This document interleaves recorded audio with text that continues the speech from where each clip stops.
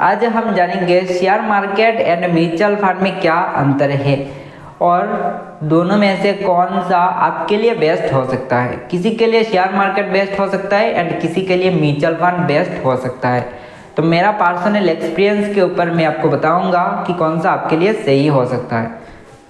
तो कुछ दिन पहले मेरा एक दोस्त ने कहा कि यार मेरे लिए म्यूचुअल फंड सही होगा या फिर शेयर मार्केट। तो मैंने उसे कहा कि देख तू म्यूचुअल फंड में ही इन्वेस्ट कर। तो और एक दोस्त ने कहा मेरे को उसी टाइम, तूने तो उस दिन मेरे को कहा था कि म्यूचुअल फंड में से ज़्यादा रिटर्न स्टॉक मार्केट में मिल सकता है। तो तूने उसे कहा म्यूचुअल फंड और मेरे को कहा शेयर मार्केट में इन्वेस्ट करने के लिए, क्यों? तो देखो दोस्त, मेरा जो दोनों दोस्त है ना, उनमें से एक दोस्त है जो बहुत ज़्यादा बिजी रहता है, उसके पास टाइम निकालने का है ही नहीं, ठीक है। बट वो चाहता है कि उसका पैसा एटलीस्ट रिटर्न मिले या ना मिले, एटलीस्ट पैसा इन्वेस्ट कर सके, थोड़ा बहुत सेफ रहे वो, ठीक है। वो अपने कैपिटल लूज करना नहीं चाहता। तो म्यूचुअल फंड ज़्यादा सेफ है उसके लिए, इसलिए मैंने कहा उसे कि म्यूचुअल फंड में तू SIP स्टार्ट कर दे तो बेहतर होगा तेरे लिए, ठीक है। बट जब मेरा दूसरा दोस्त ने कहा था, तो उस दोस्त के बारे में अगर कहा जाए तो उसका फैमिली का डिफरेंट बिजनेस है, इनकम सोर्स है, उसका फैमिली का एम्प्लॉयज़ भी है, ठीक है। ऐसा नहीं है कि पूरा दिन उससे ही उस शोज में बैठना पड़ता है, उस बिजनेस को चलाना पड़ता है, ठीक है। उसके पास ढेर सारा टाइम है, वो उस टाइम को अपने यूज़ कर सकता है शेयर मार्केट में जाके अच्छे कंपनी को निकालने के लिए, रिसर्च करने के लिए। तो उसके पास टाइम है। तो इसीलिए मैंने कहा तेरा एजुकेशन भी अच्छा है, तेरे पास टाइम भी अच्छा है, अभी भी तू अच्छे स्टॉक्स निकाल सकता है, थोड़ा बहुत अगर दिमाग लगाया है तो, ठीक है।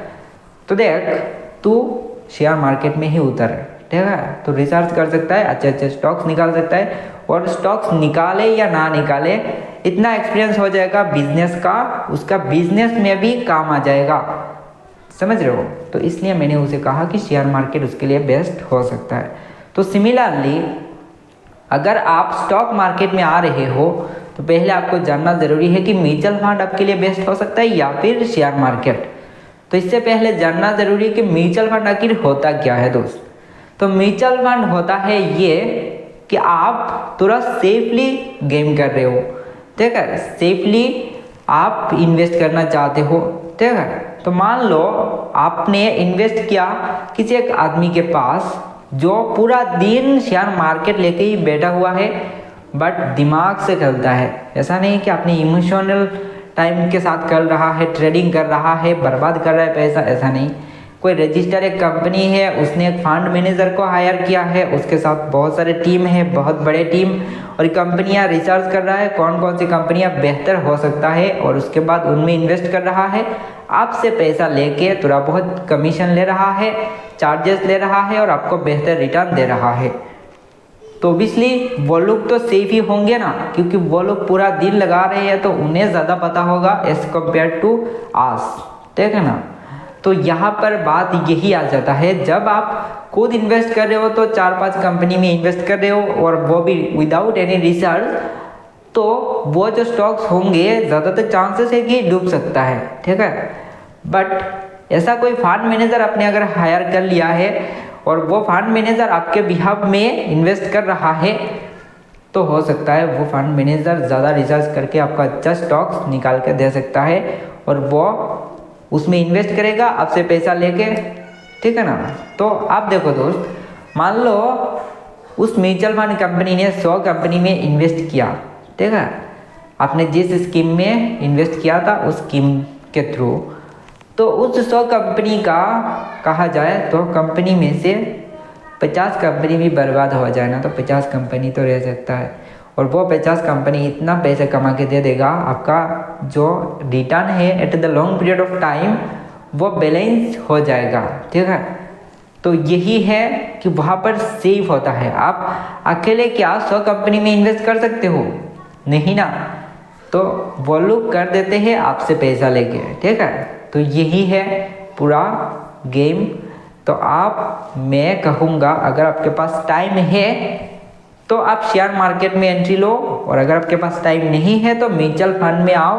बट एक चीज़ मैं मेरा पर्सनल एक्सपीरियंस के थ्रू कहूँगा कि 100 रास्ते से अगर 100 रुपीस आ रहा है 1 रुपया करके, तो वो बेहतर होता है, ना कि किसी एक रास्ते से 100 रुपया आ रहा है तो वो बेहतर होता है। क्योंकि वो रास्ता अगर बंद हो जाए, भगवान ना करे, तो आपका इनकम सोर्स ही बंद हो जाएगा। तो आपने इनकम को डाइवर्सिफाई करना ज़रूरी है। सिमिलरली सिर्फ शेयर मार्केट में ही रहना ज़रूरी है ऐसा नहीं है। आप कोशिश करो शेयर मार्केट में भी रहना है, अपने पॉलिसी में भी रहना है, इंश्योरेंस में भी रहना है, और म्यूचुअल फंड में भी रहना है। सब कुछ बैलेंस करके चलना ज़रूरी है। किसी एक डायरेक्शन से चल रहे हो और वो डायरेक्शन अगर बर्बाद कर दिया आपको तो पूरा बर्बाद हो जाओगे। बट कुछ अलग अलग रास्ते से चलोगे, ठीक है, तो आपका बर्बादी का चांसेस कम हो सकता है, ठीक है। तो अगर आपके पास टाइम है भी तो रिसर्च करो, अच्छे कंपनी निकालो, आपका बिजनेस में भी काम आ जाएगा, बिजनेस का नॉलेज और भी इंक्रीज हो जाएगा। एंड दूसरा चीज़ है म्यूचुअल फंड में भी साथ साथ इन्वेस्ट करो, ताकि वहाँ पर आपका थोड़ा बहुत अमाउंट सेफली भी ग्रो हो सके। रिस्क भी रहेगा आपका, एंड वहाँ पर थोड़ा बहुत कम रिस्क भी रहेगा।